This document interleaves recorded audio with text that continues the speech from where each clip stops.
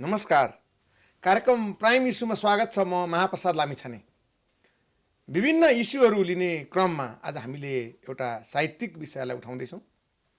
नेपालको ख्यातिप्राप्त एकजना लेखक एवं समालोचक हुनुहुन्छ हाम्रो सामु, डाक्टर अमर गिरी। उहाँ चलचित्र विकास बोर्डको पूर्व कार्यकारी अध्यक्ष, प्रगतिशील लेखक सङ्घको पूर्व केन्द्रीय अध्यक्ष र नेपाल प्रज्ञा प्रतिष्ठानको पनि प्रज्ञा परिषदको सदस्य भएको व्यक्तित्व हुनुहुन्छ। उहाँको परिचय यति नै काफी छ। उहाँका कवि जुन कविता छन्, उहाँका सिर्जना छन्, ती जगजाहेर छन्। यहाँलाई स्वागत छ। धन्यवाद छ यहाँलाई। तपाईँको परिचय मैले संक्षिप्त रूपमा गराएँ। सुरुमा प्रगतिशील लेखक सङ्घको केन्द्रीय अध्यक्ष भएको व्यक्ति हुनुहुन्छ। लेखक पनि कतै प्रगतिशील, कतै प्रगति नचाहने अप्रगतिशील भन्ने त्यस्तो हुन्छ। प्रगतिशील लेखक भनेको कस्तो लेखक हो? यहाँले राम्रो प्रश्न गर्नुभयो। यो प्रश्न यहाँले मात्र होइन, अरूहरूले पनि गर्नुहुन्छ। लेखनको क्षेत्रमा लागेकै साथीहरूले लेखक भनेपछि त स्वतः प्रगतिशील हुन्छ नि। त्यसैले प्रगतिशील लेखक सङ्घ, प्रगतिशील लेखक, प्रगतिशील साहित्य भन्नुको अर्थ के साहित्य स्वतः प्रगतिशील हुन्छ भन्ने धारणा व्यक्त गर्नुहुन्छ। तर यथार्थमा त्यस्तो होइन। साहित्य प्रगतिशील पनि हुन्छ, साहित्य जीवन विरोधी पनि हुन्छ। जीवनलाई, समाजलाई हानि नोक्सानी पुर्याउने खालको साहित्य पनि हुन्छ। जीवनलाई, समाजलाई अघिल्तिर डोर्याउने साहित्य पनि हुन्छ। प्रगतिशील साहित्य भनेको समाजलाई, जीवनलाई केन्द्रमा राखेर त्यसलाई अझ सुन्दर बनाउने उद्देश्यले, त्यसलाई अघिल्तिर डोर्याउने उद्देश्यले लेखिएको साहित्य हो। त्यसकारण साहित्य भनेपछि सबै प्रगतिशील हुन्छ भन्ने जो सोचाइ छ, त्यो सोचाइका दुईटा कोण छन् मेरो विचारमा। एउटा त साहित्यको बारेमा गहिराइपूर्वक नबुझ्दाखेरि त्यस प्रकारको सोचाइ आउँछ, साहित्य भनेपछि स्वतः प्रगतिशील भइहाल्छ नि भन्ने। अर्को कुरो, साहित्यका नाममा गरिने जो राजनीति हुन्छ त्यो राजनीतिसँग जोडिया हुन्छ। साहित्य प्रगतिशील र अप्रगतिशील हुन्छ भन्ने थाहा छ, तर साहित्य भनेपछि स्वतः प्रगतिशील हुन्छ नि। किन यहाँ प्रगतिशील र अप्रगतिशील भनिकन सीमाङ्कन गरिराख्ने परेर भनिकन पनि भनिन्छ। त अर्थात् साहित्यका नाममा एक प्रकारको राजनीति भनौँ न। होइन भनेपछि साहित्य भन्यो भने जीवन पक्षीय साहित्य पनि हुन्छ, जीवन विरोधी साहित्य पनि हुन्छ। जस्तो भन्नुहोस्, म कहिलेकाहीँ उदाहरण दिने गर्छु, ग्लुमी सन्डेको त्यो गीत हो, त्यो पनि साहित्यभित्रै पर्छ। एउटा यस्तो गीत जसलाई सुनिकन मान्छे धेरै उदास भयो, उदास भइकन आत्महत्या गर्यो। यसलाई कसरी हेर्ने? साहित्यले मान्छेलाई आत्महत्या गर्न अभिप्रेरित गर्छ भने त्यस्तो साहित्यलाई, त्यस्तो कलालाई हामीले कुन रूपमा बुझ्ने? त्यसलाई जीवन पक्षीय रूपमा बुझ्ने वा जीवन विरोधी साहित्यिक अन्तर्वस्तु भएको रचनाको रूपमा बुझ्ने? त्यसकारण साहित्य भन्यो भने सबै साहित्य जीवन पक्षीय हुन्छ, सबै साहित्य प्रगतिशील हुन्छ भन्ने हुन्न। गलत कुराको संरक्षण गर्ने, गलत परम्पराको संरक्षण गर्ने, निराशा ल्याउने, मानिसलाई भोगको दिशातिर डोर्याउने, मान्छेलाई अमानवीय दिशातिर डोर्याउने, मानवता विरोधी बनाउने खालको लिटरेचर बनाउन सक्ने त्यस्तो खालको लिटरेचर पनि हुन्छ। हामीले त्यस्ता लिटरेचर देखेका छौँ, पढेका छौँ।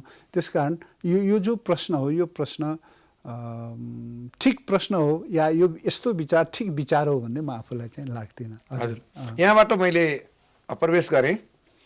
यहाँले लेख्नुभएका जुन पुस्तक या कविता जति, समालोचना जति यहाँले गर्नुभएको छ आजसम्म, यति लामो समयसम्म, तीमध्ये अलि उल्लेख गर्न लायक अहिले समाजमा चर्चा भइरहने त्यस्ता सिर्जना चाहिँ के छन्?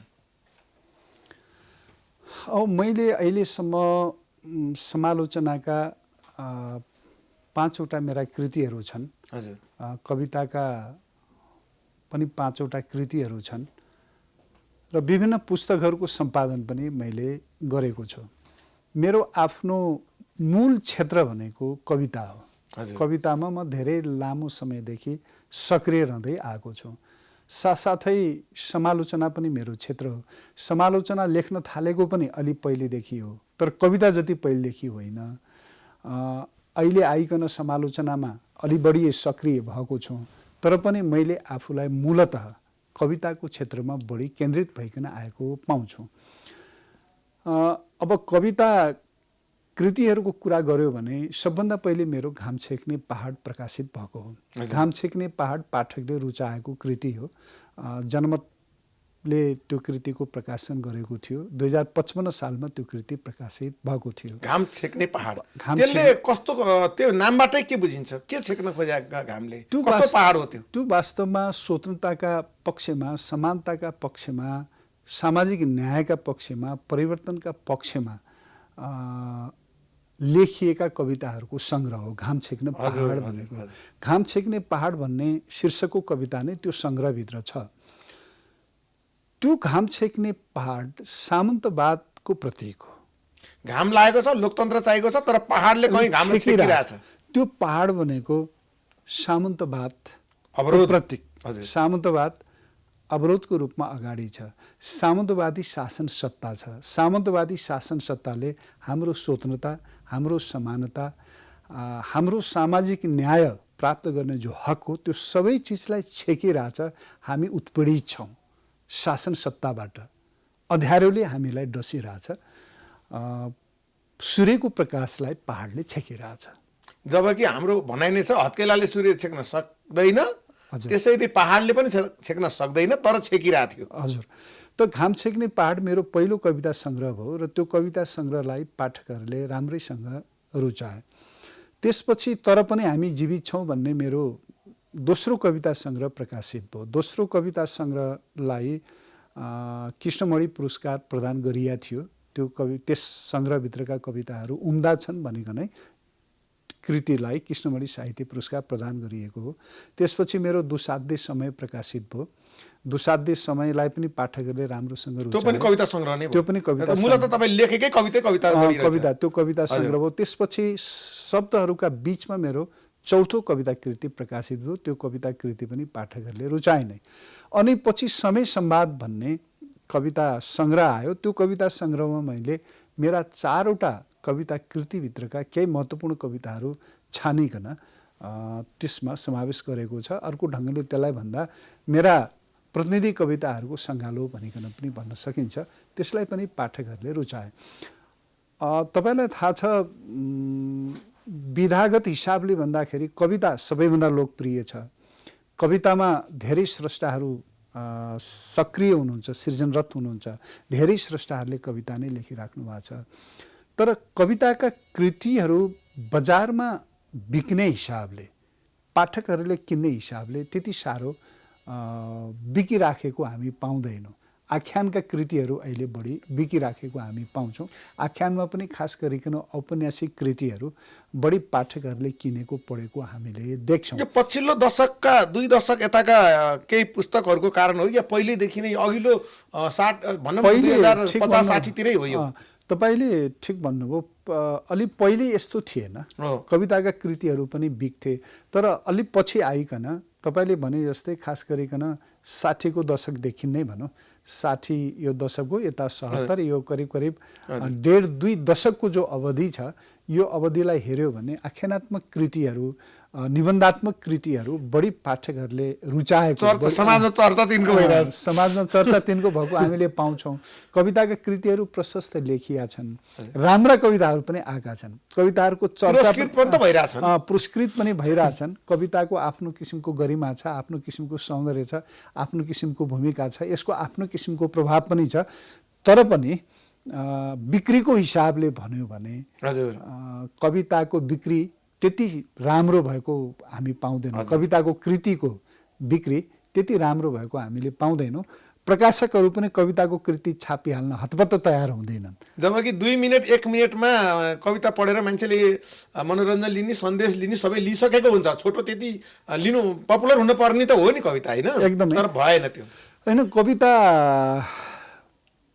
पपुलर पनि छ। मैले अघि नै भने नि पपुलरै नभएको होइन।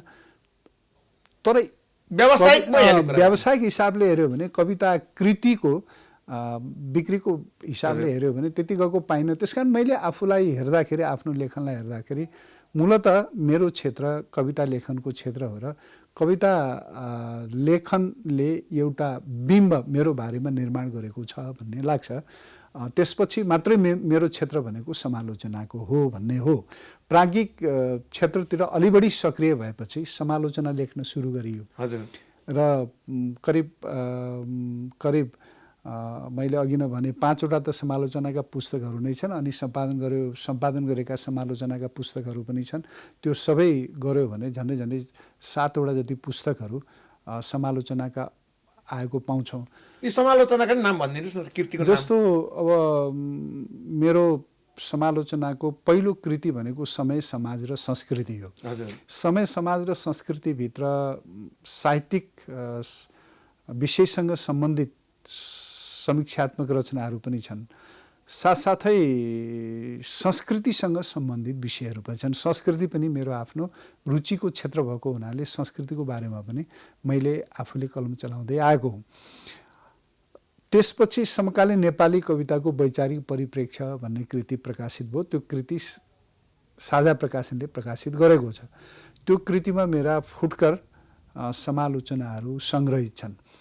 त्यसपछि मेरो भूमण्डलीकरण र साहित्य भन्ने अर्को कृति प्रकाशित भयो। त्यो कृति धेरै चर्चामा पनि आयो। भ्रिकुटी पब्लिकेसनले त्यसलाई प्रकाशित गरेको थियो। त्यो कृति अहिले पनि राम्रो गइरहेछ पाठकहरूको बिचमा। त्यहाँ मैले केही नयाँ विषय उठाएको छु। खास गरी भूमण्डलीकरण र साहित्यलाई जोडिकन मैले अध्ययन गर्न कोसिस गरेको छु। भूमण्डलीकरणको प्रभाव साहित्यमा के छ?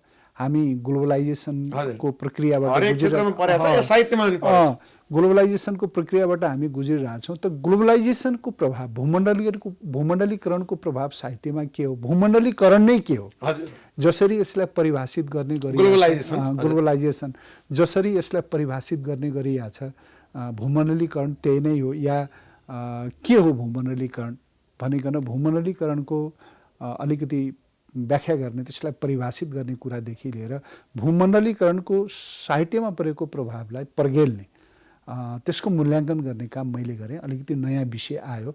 साथसाथै आइडेन्टिटी र साहित्यलाई जोडिकन हेर्ने, पहिचान र साहित्यलाई जोडेर हेर्ने, पहिचान र साहित्यको या पहिचानको साहित्य भन्नु यसलाई सजिलो भाषामा, नेपाली साहित्यमा धेरै पहिलेदेखि आएको चिज होइन। एउटा डिबेटको रूपमा यो अलि पछि आयो। खास गरेर लोकतन्त्रको पुनःस्थापनापछि यो विषयमा चर्चा हुन सुरु गरेर 62-63 को आन्दोलन पछाडि यो विषयमा अझ बढी चर्चा हुन सुरु गर्यो। त भूमण्डलीकरण र साहित्य भन्ने मेरो जो समालोचनाको कृति छ, त्यो कृतिभित्र यो विषयमा पनि मैले आफूले छलफल चलाएको छु।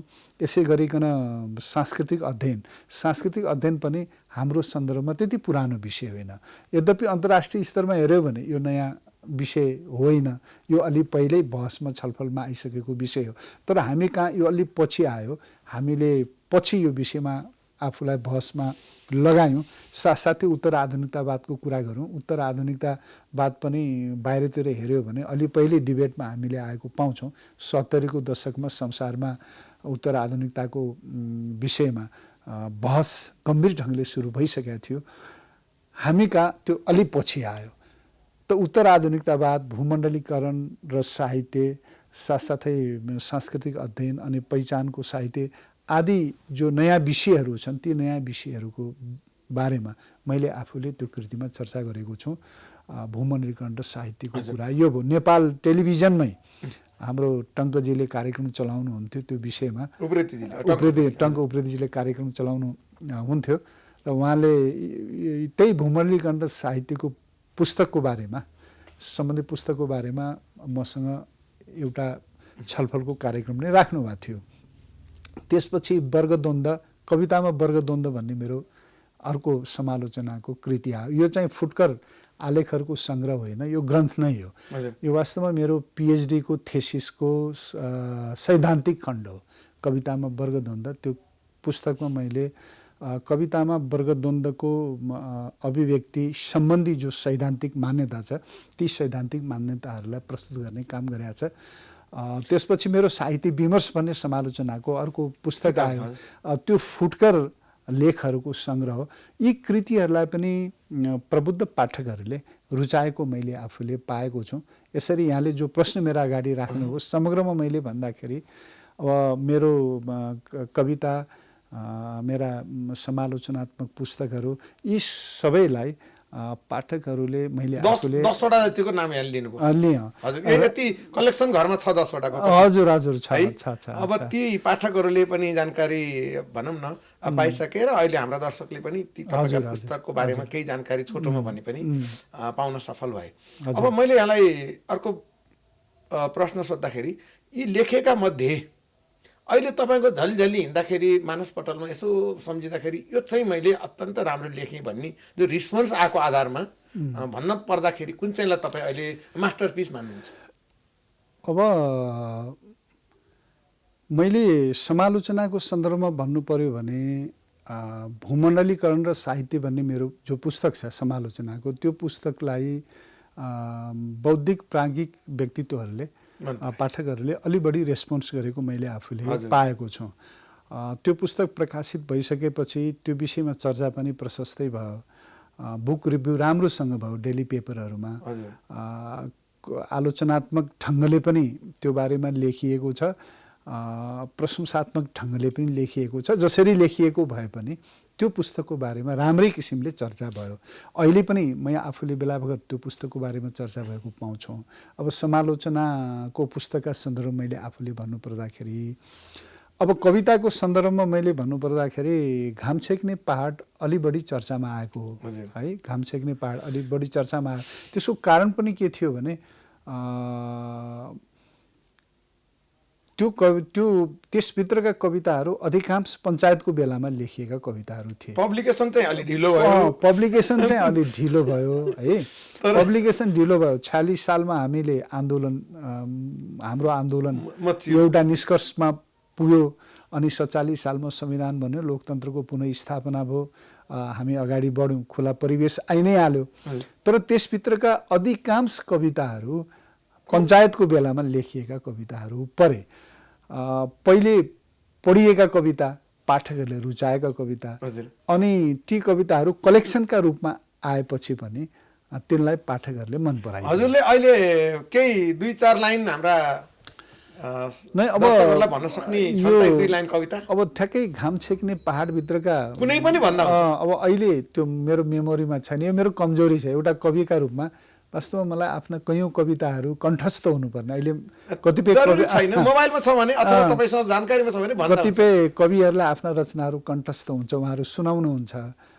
घाम छेक्ने पहाडभित्रका कुनै पनि कविता मसँग अहिले छैनन्। मसँग कविता त छन्, होइन सुनाउँछ। हजुर, कण्ठस्थ पार्न परेन, मोबाइलबाट सुनाउँदा भइहाल्छ होइन? किनभने कविजीको कविता मान्छेले सुन्न खोज्या हुन्छ होइन? किनभने त उहाँकै मुखबाट भन्दाखेरि जति राम्रो हुन्छ नि, त्यसको चाहिँ मर्म अरूले भन्दाखेरि पढ्दाखेरि भन्दा अझै चाहिँ राम्रो लाग्छ हामीलाई। म एउटा कविता डाक्टर अमर गिरीका प्रस्तुत उहाँकै मुखबाट। यो कविताको शीर्षक छ एउटा मजदुरको डायरी। साधारण मजदुर हुँ म, तर एउटा इतिहास मसँग पनि छ।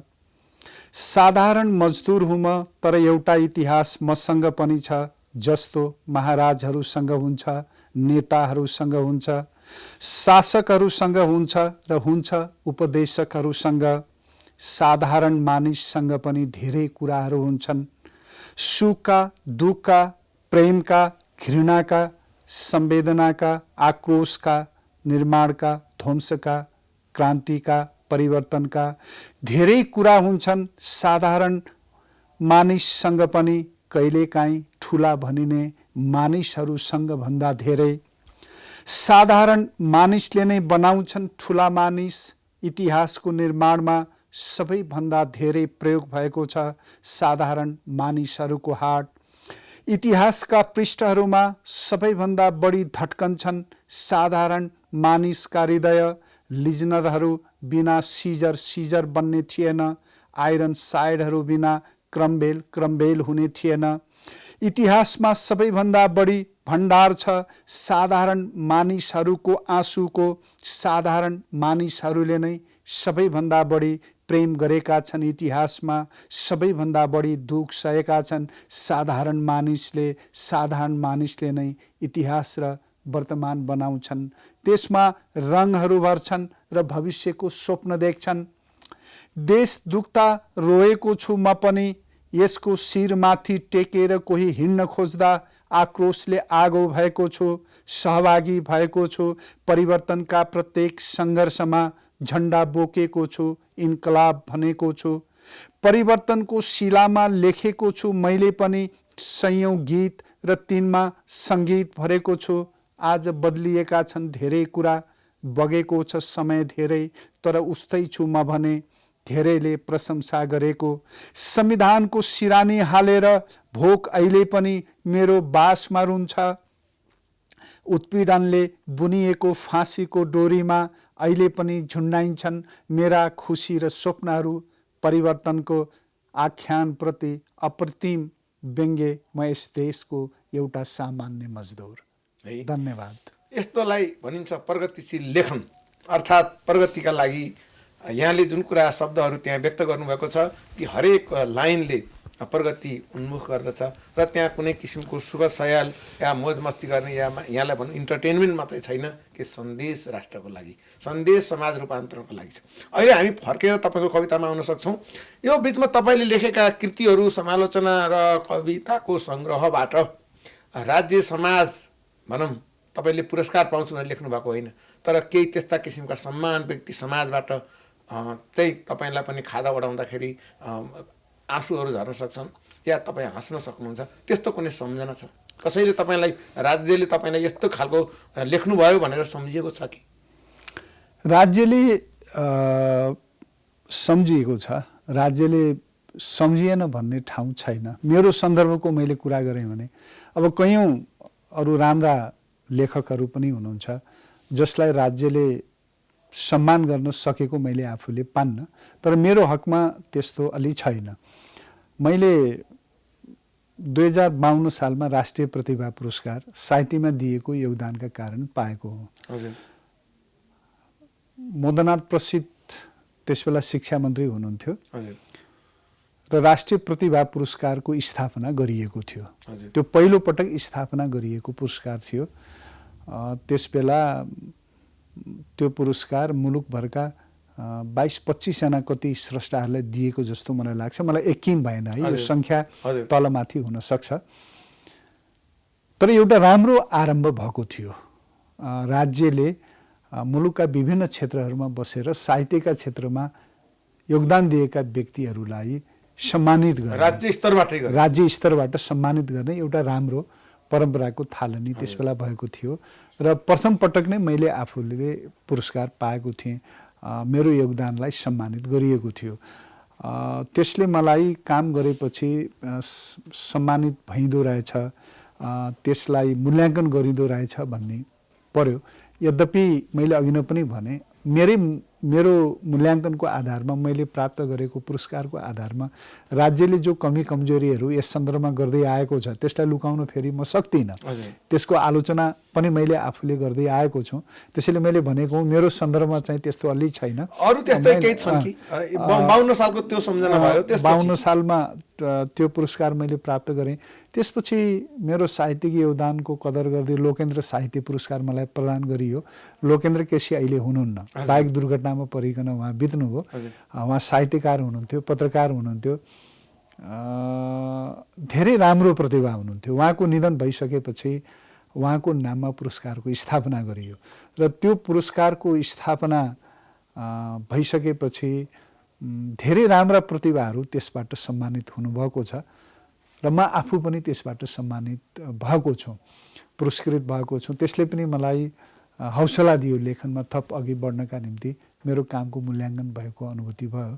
त्यसपछि मैले कृष्णमणि साहित्य पुरस्कार पाएँ। मैले अघि नै पनि चर्चा गरेका छौँ। तर पनि हामी जीवित छौँ भन्ने कविता सङ्ग्रहका लागि त्यो पुरस्कार प्रदान गरिएको थियो। यसै गरिकन आउँदाखेरि अब पुरस्कारहरूको लिस्ट धेरै लामो छ, हजुर। तर सबैभन्दा पहिले मैले पाएको पुरस्कार भनेको तारापन्त पुरस्कार थियो। तारापन्त पुरस्कार एकजना साहित्य सेवीले, गिरिराज पन्त, अहिले उहाँ हाम्रो माझमा हुनुहुन्न, केही महिना पहिले उहाँको निधन भयो, उहाँले स्थापना गरेको पुरस्कार थियो। त्यो पुरस्कार दाङमा बसिकन साहित्यको क्षेत्रमा महत्त्वपूर्ण योगदान गर्दै आउनुभएका स्रष्टाहरूलाई प्रदान गरिन्थ्यो, अहिले पनि गरिन्छ। त्यो पुरस्कार मलाई दिएको थियो। म भर्खर लेखनमा सक्रिय भइकन आइरहेको थिएँ, त्यसले मलाई धेरै ठुलो ऊर्जा दिएको थियो। वास्तवमा पुरस्कारले व्यक्तिलाई महत्त्वपूर्ण भूमिका निर्वाह गर्ने भनेको व्यक्तिका सन्दर्भमा पुरस्कारले व्यक्तिलाई अझ अघि बढ्नका निम्ति प्रेरित गर्ने नै हो, व्यक्तिलाई हौसला दिने नै हो। अब पुरस्कारबाट आउने रकम त कति धेरै हुन्छ, कसैले त अब भनौँ न, कसैले त रकमै बहुत नोमिनल, बहुतै थोरै रकम मात्रै हुन्छ। कुनै भौतिक कुरा भयो, त्यो भौतिक कुरा भयो। मूल कुरो त सम्मानको कुरा भयो, प्रेरणाको कुरा भयो, कामको योगदानको मूल्याङ्कनको कुरा भयो। त पुरस्कारहरूले, सम्मानहरूले व्यक्तिलाई अघि बढ्नका निम्ति प्रेरित गर्दा रहेछन्, मद्दत गर्दा रहेछन्, ऊर्जा दिँदा रहेछन्। त्यो ऊर्जा मैले आफूले पाएको महसुस गर्छु, अहिले पनि गर्छु। हजुर। अब दुईटा उल्लेखनीय कुरा अब यहाँले अहिले आफ्नो जीवनीमा पनि बताउनु भएको कुरा, चलचित्र विकास बोर्डको कार्यकारी अध्यक्ष हुँदाखेरि हजुर तपाईँलाई त्यहाँ त्यो किसिमको सिर्जना गर्नको लागि त्यो त एउटा प्रशासनिक काम थियो। तपाईँलाई कतिको अवरोध हुन्छ यस्ता पदहरूमा बस्दाखेरि, खास गरी सर्जकहरूलाई? यो मैले प्रश्न जनरल राखे हो। सर्जकहरू, मेरो आफ्नो अनुभव भन्यो भने, मैले यसलाई सामान्यकरण गर्न त्यति मिल्दैन, तर मैले मेरो आफ्नो अनुभवको कुरा गरेँ भने सर्जकहरू प्रशासनिक पदमा बस्दाखेरि अलिकति अप्ठ्यारो नै, किन व्यस्तता अर्कै हुन्छ। हो, सिर्जनामा समय सर्जकहरू प्रशासनिक पदमा बस्दाखेरि अलिकति अप्ठ्याराहरू आइलाग्छन्। सिर्जनाका निम्ति समय चाहिन्छ, चिन्तन मनन आदि इत्यादि सबै गर्नुपर्छ। प्रशासनिक पदहरूले त्यसमा अवरोध सिर्जना गर्छ। तर तपाईँ पनि त्यसमा 20 महिना राम्रोसँग काम गर्न सफल हुनुभयो। 20 महिना म त्यहाँ बस्दाखेरि मेरो सिर्जनाको क्षेत्रमा त्यति धेरै अवरोध भएको अनुभूति मलाई हुन्न, भएन। त्यस बेला लेखिराखेँ, मैले प्रशासनिक काम पनि गरेँ, साथसाथै सृजनात्मक पक्षलाई पनि अगाडि बढाउने काम गरेँ। तर अप्ठ्यारो चाहिँ हुन्छ, त्यो सबै व्यवस्थापन अघि बढ्न कामसँग त्यति मिल्दैन। हजुर, कामसँग त्यति म्याच हुन्न। एक त चलचित्रको क्षेत्र मेरा निम्ति व्यावहारिक हिसाबले नयाँ क्षेत्र थियो। यद्यपि चलचित्र बारे म आफूले पढ्दै आएको थिएँ, चलचित्रको अध्ययन मेरो आफ्नो रुचिको कुरा पनि थियो, चलचित्रको बारेमा मैले फाटफुट लेख्ने पनि गरेका थिएँ कतिपय पत्रिकामा। तर पनि चलचित्रको क्षेत्र मेरा निम्ति व्यावहारिक हिसाबले नयाँ नै थियो, किनभने म कुनै अभिनेता पनि थिएन, उत्पादक पनि थिएन, या निर्माता पनि थिएन। त्यो क्षेत्रसँग प्रत्यक्ष रूपमा संलग्न भएर आएको व्यक्तित्व त म थिएन। यसले पनि मलाई अलिकति केही दिनलाई त अप्ठ्यारो भयो त्यो क्षेत्रलाई बुझ्नैकै निम्ति।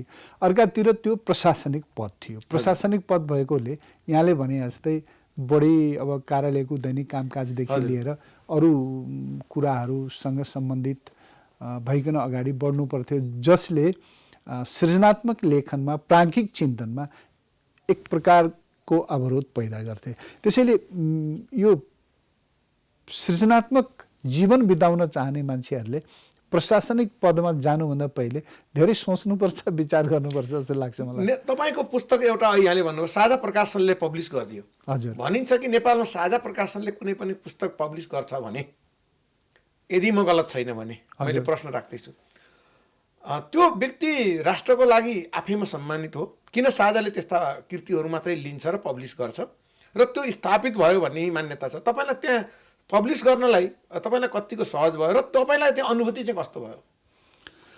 होइन, मलाई त्यस्तो अप्ठ्यारो अनुभूति केही पनि भएन साझाबाट प्रकाशन गर्नलाई। यो भएन, यो किताबको सन्दर्भमा त्यस्तो अप्ठ्यारो केही पनि भएन। मैले लेख्दै आएको थिएँ, लेखकको रूपमा मेरो आफ्नो एउटा परिचय बनिसकेको थियो। त्यो समालोचनाको सङ्ग्रह थियो, समालोचकको रूपमा पनि मेरो आफ्नो एउटा परिचय थियो।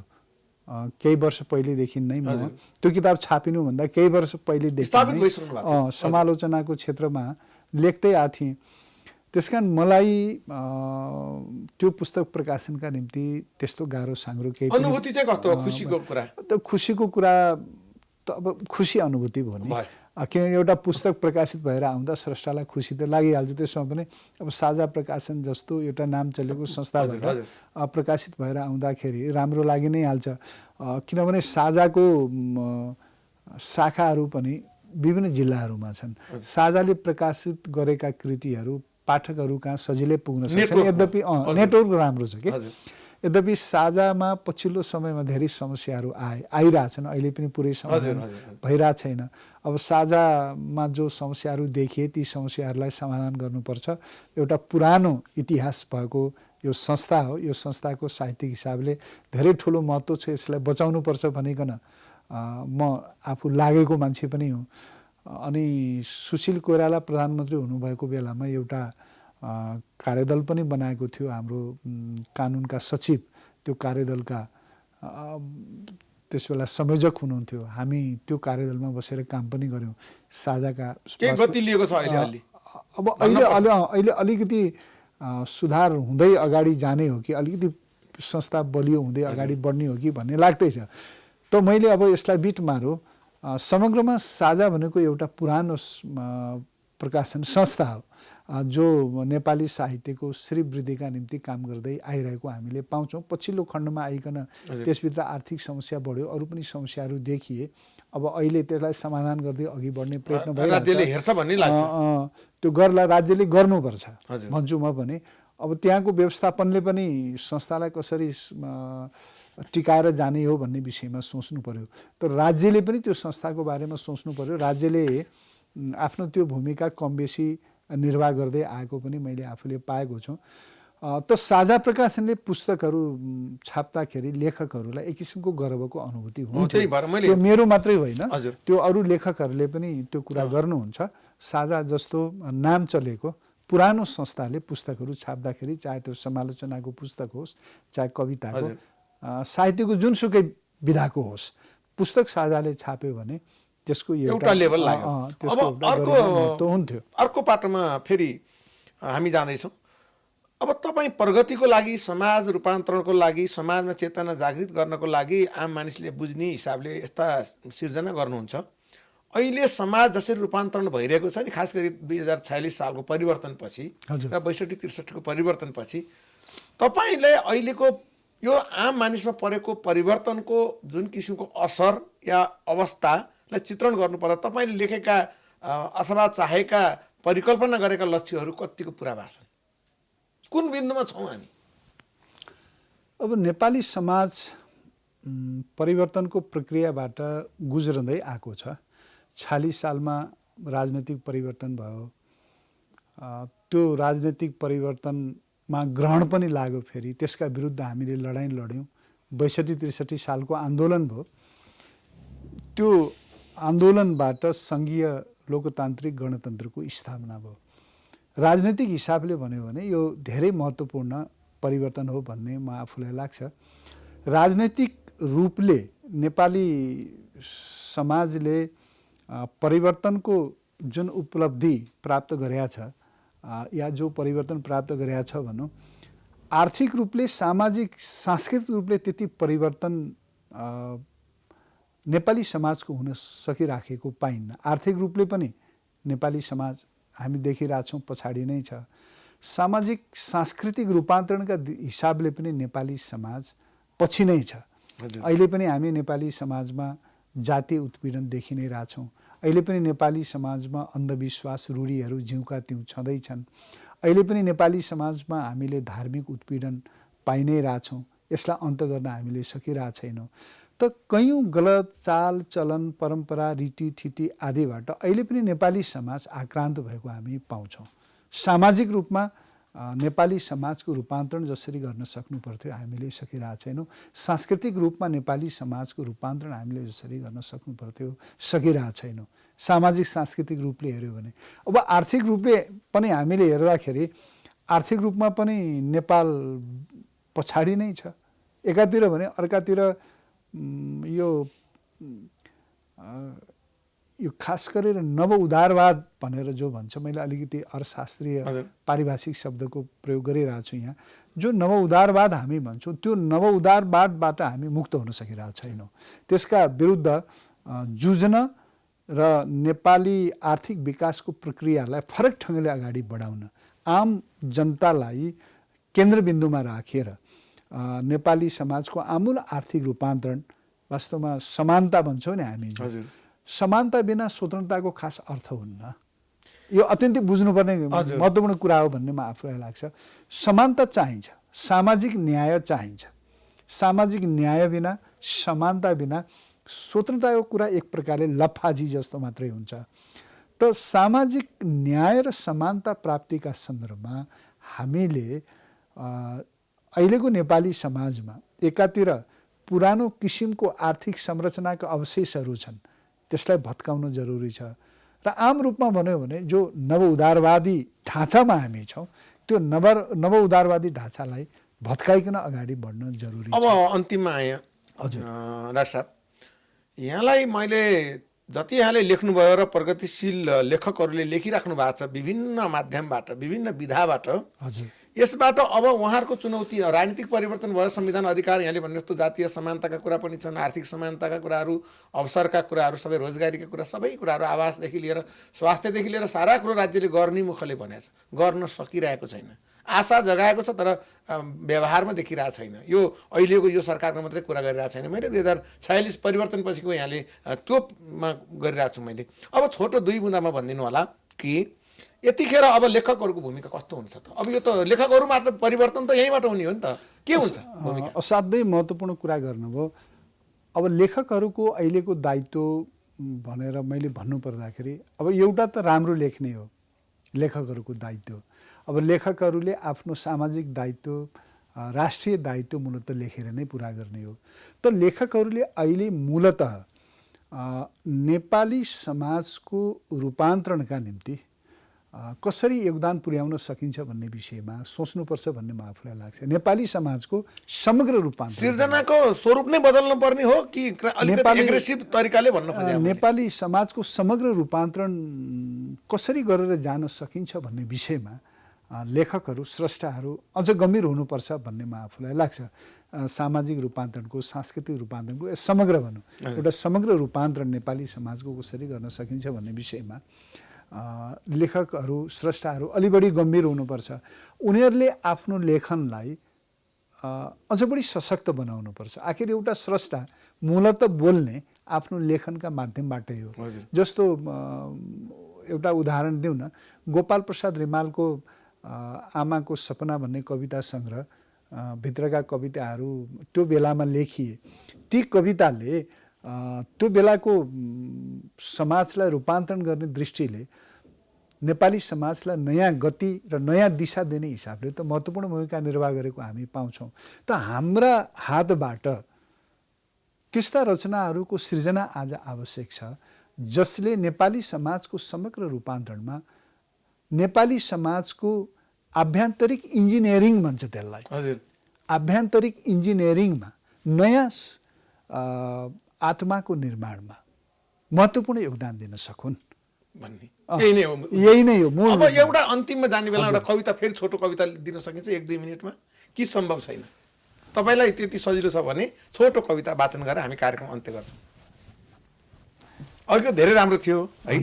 अब अलिक त्यो बिचमा पनि रोक्न सकिन्छ, छोटो भनिरहेको छु मैले।